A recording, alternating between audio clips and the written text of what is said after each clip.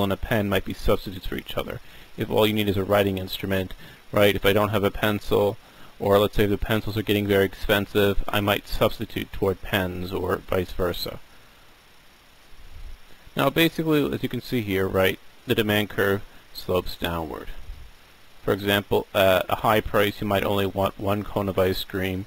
At, let's say, a slightly lower price, maybe you'll buy 2. At an even lower price you might buy 3, even though you're getting sick of vanilla ice cream.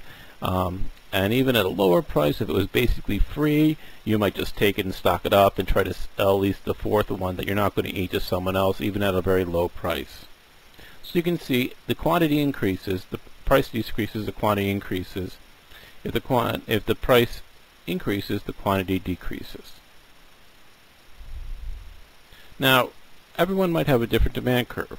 For example, I might like vanilla ice cream more than you do, or you might like chocolate more than me, so your demand curve might be different. But generally when we're talking about markets, we're talking about an aggregate demand curve, which is what is the demand for everyone together.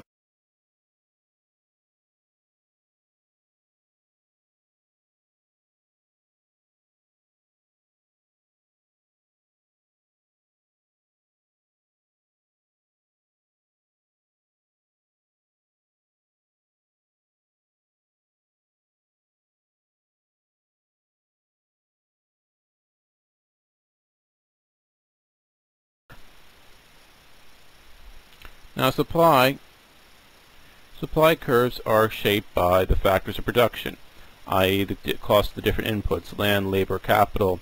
By the technology determines how fast things can be produced, which is generally changing over time, but also the substitutes. For example, if it costs too much to run cars on oil-based or fossil fuel gasolines, you might substitute to, let's say, hydrogen fuel at a certain price. And so at that point, the price, the people will just substitute out of, let's say, fossil fuel-based oil, coal, etc., and maybe go to a cleaner energy source. But generally, supply curves slope upward. You produce more of something when the price is higher. If I pay you $10, you're going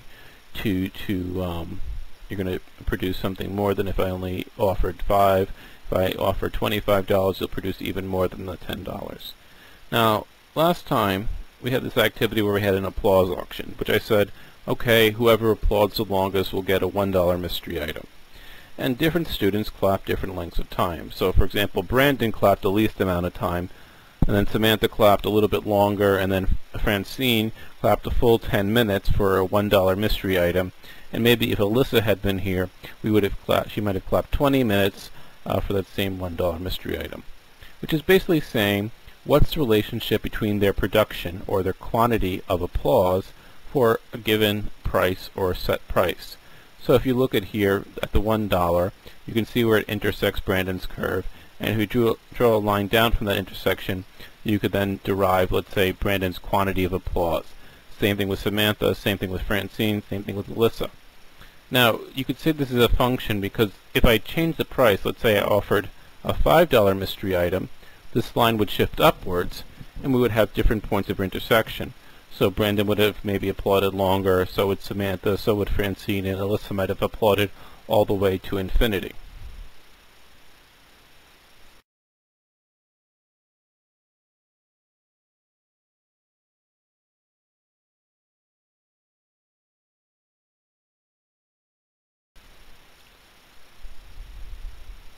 Now, a key thing to know about supply and demand curves is that they illustrate this kind of idea of no free lunch. You're trading off money, i.e. in terms of prices, for a quantity of something else, right? Would you rather have your free time, or would you rather have the quantity of, or would you rather have money, right? I could basically say, I'm not going to clap at all, Mr. Brunelli. I'm just basically going to sit on my hands or check my email or text, because that is worth more to me than the $1 mystery item that you're offering. Because there's no free lunch, okay? If nothing else, there's opportunity cost. For example, you have the opportunity to win the mystery item, or you have the opportunity to basically, to do whatever else you want to do with your time. And that's kind of what these are. These are illustrating trade-offs between price, which is, let's say, items, money, i.e. purchasing power, or time or inputs or resources or whatever else you would have put into producing something or demanding a certain item. For example, also on the demand side, for example, if you spend on one item, then that's money you don't have to spend on another item. So you buy the DVD Gladiator, then you don't have money to buy the DVD for The Godfather. You can really basically, they're somewhat trading off with each other. So as I've said before, as costs increase of the consumption of production, people consume or produce less. That's pretty straightforward. But they might not be related at, let's say, a constant rate. There might be this thing called increasing or decreasing returns, which is that we're not going to have this straight line, a linear line where y equals x or y equals 3x. There might be increasing returns, which means the more inputs, okay, of price, or the more the price increases, the more the quantity increases, its relationship to price or its relationship to the quantity might, let's say, be a curve.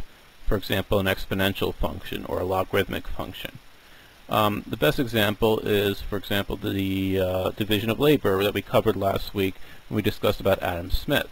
Adam Smith basically says if you double let's say you have 1 unit of labor, 1 person working, and let's say you add a second person to working, the production doesn't increase by twofold, it increases by a number greater than twofold, because dividing up the task makes everyone more productive, which means they're not just producing 2 pins by having 2 people doing it, you have 2 plus some other amount, which means there's an increasing returns for increasing the amount of, let's say, labor you're putting into the process. Now, another thing with increasing returns is the price of, let's say, mineral resources. So when we have lots of oil in the world, okay, the price is not going to increase or decrease that much, right? We know there's lots of out there, we're not really using that much of it. But now we're reaching the point what we call peak oil, which is that we're getting to the point where we're going to get the maximum amount of oil that we can extract from the earth at any one time. And as a result, that's kind of, let's say, the supply curve goes completely vertical. There's only so much oil in the world. If you want, let's say, more oil, you're going to have to raise the price because you're still competing for the same stock of a resource. Another example of increasing returns is education.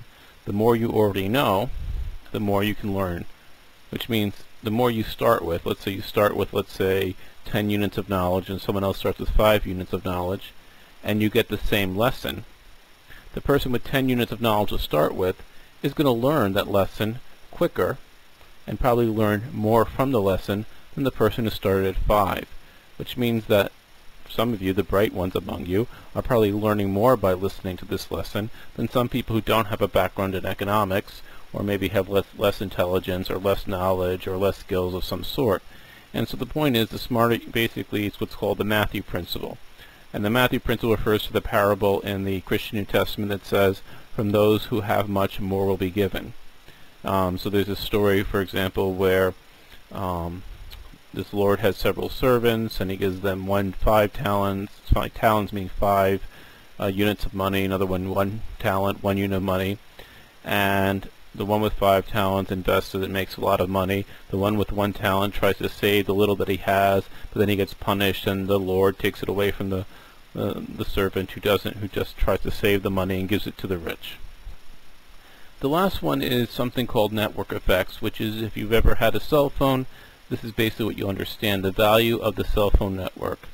And it should be network, not Newark, as it says on the screen. It depends upon the numbers of members. And what it means is that, for example, let's say I had a network of 2 people, right? I had a styrofoam cup and my best friend has another styrofoam cup, and we connect them with a string and I talk into it. It's not really useful because all I can do is talk with one person. But the more people that are a part of the network, the more choices I have.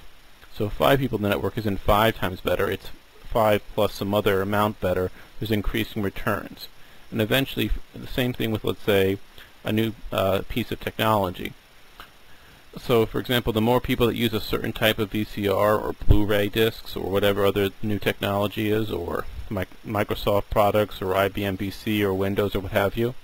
Why do I have to use Microsoft Word? It's not because it's the best word processing program. Why do I use PowerPoint? It's not because it's the best presentation program, but because most other people use Word and PowerPoint, and therefore it's easier for me if I create something in PowerPoint or if you submit your work in Word, because the greatest number of other people are going to be able to read it.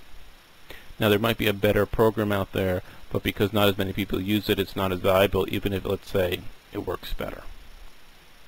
The other example is something called decreasing returns. And the first example of this is decreasing marginal utility, which means the more you consume of an item, the less each additional consumption unit is worth it to you. So think in terms of pizza. You might love pizza, love pizza, but you don't love 50 slices of pizza. And if you think about this, you can see this in how pizza is priced. Now a slice of pizza might go for $2 or $3.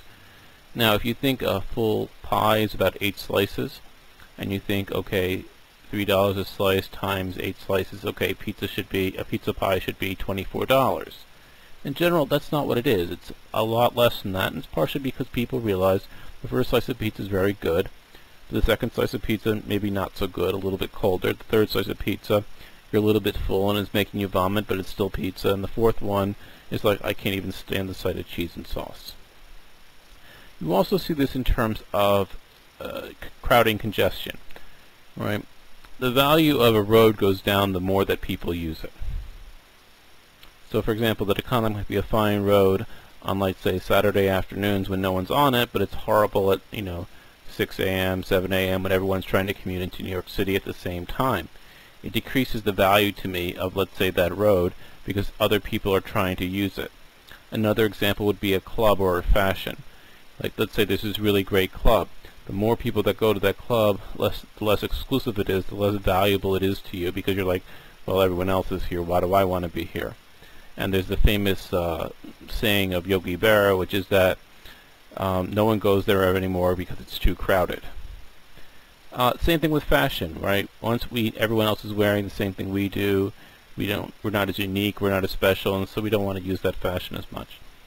The last thing, and I'm not going to get too much into this because we'll get to this later in this course, is this idea of cost disease. And I'll just say one thing here, which is that this is the idea that one manager is very useful, can help you make decisions, provide you assistance, but if you have 5 bosses, that 5 bosses is not 5 times as useful as one boss. 5 bosses might actually be negative useful to you because it means that you're going to get many conflicting opinions, you're going to get many conflicting decisions, and as a result it'll make you less productive than if you had no boss. Now, just if we want to visualize this, increasing returns is basically an exponential function. Okay, decreasing returns is a logarithmic function, as you can kind of see by these graphs here. What we've been mostly showing you so far is constant returns, which is you increase input 1, you get 1 increase in output y. If you increase quantity by 1 unit, price goes up by 1 unit, and there you're going to get this straight line.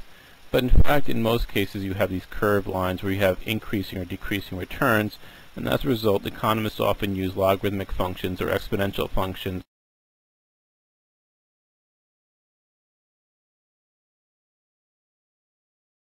describe the behavior of different actors in the economy. So here we have a supply and demand curve with, let's say, exponential functions, or I think this is a hyperbolic function for the demand curve here. And as a result, the shifts in price and demand depends where you are. So at any given point, a 1 unit change in quantity might not yield a 1 unit change in price, and vice versa. A 1 unit change in price might not yield a 1 unit change in quantity. It depends on how curved and whether it's relatively vertical or relatively horizontal at any given point. So if you see here, it's a relatively flat, we get an adjustment, price goes up, quantity goes down a little bit more, but now we have, let's say,